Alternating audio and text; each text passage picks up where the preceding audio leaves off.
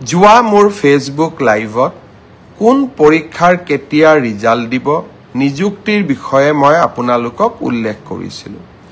Police কনিষ্টবলৰ ক্ষেত্ৰত থকা নিষেধাজ্ঞা যাতে উচ্চতম ন্যায়ালয়ে উঠাই লয়, অহা 8 তাৰিখে উচ্চতম ন্যায়ালয়ত আমি ভেকেটিং পিটিশ্যন আমি আগবঢ়াম। মই বিশ্বাস কৰোঁ যে ন্যায়ালয়ত আমি ন্যায়ালয়ৰ নিষেধাজ্ঞা প্ৰত্যাহাৰ কৰাবলৈ সক্ষম হ'ম। যোৱা ফেচবুক লাইভত কোৱা মতে নিৰ্দিষ্ট দিনত এতিয়া পৰীক্ষাৰ ফলাফলসমূহ ঘোষণাৰ প্ৰক্ৰিয়া আৰম্ভ হ'ব। দুই এজন প্ৰাৰ্থীয়ে মোক কৈছিলে যে LP আৰু ME লিষ্টত PG আৰু গ্ৰেজুৱেট, পোষ্ট গ্ৰেজুৱেট আৰু গ্ৰেজুৱেট টিচাৰ পোৱা বহুতৰ নাম সন্নিৱিষ্ট হৈ আছে।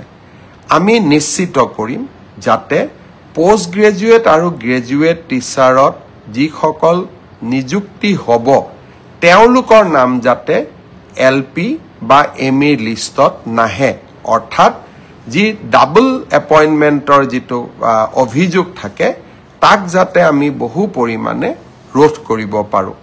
আৰু সেই বিষয়ে ইতিমধ্যে বিভাগৰ বিষয়াসকলক মই স্পষ্ট নিৰ্দেশ দিছোঁ।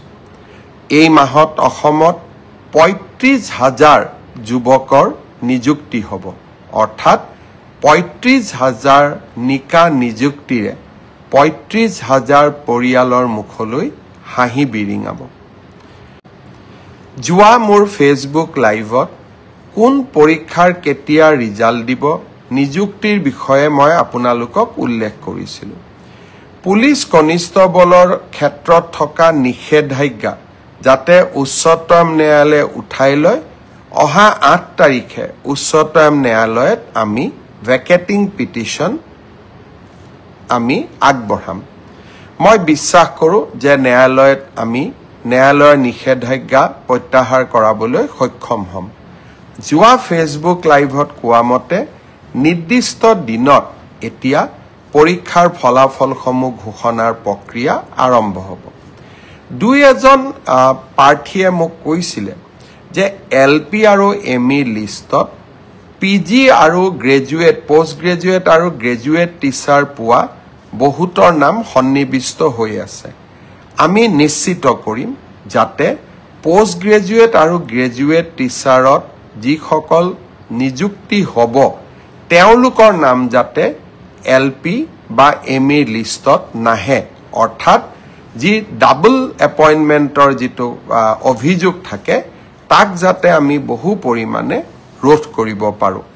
আৰু সেই বিষয়ে ইতিমধ্যে বিভাগৰ বিষয়াসকলক মই স্পষ্ট নিৰ্দেশ দিছোঁ। এই মাহত অসমত ৩৫,০০০ যুৱকৰ নিযুক্তি হ'ব, অৰ্থাৎ ৩৫,০০০ নিকা নিযুক্তিৰে ৩৫,০০০ পৰিয়ালৰ মুখলৈ হাঁহি বিৰিঙাব।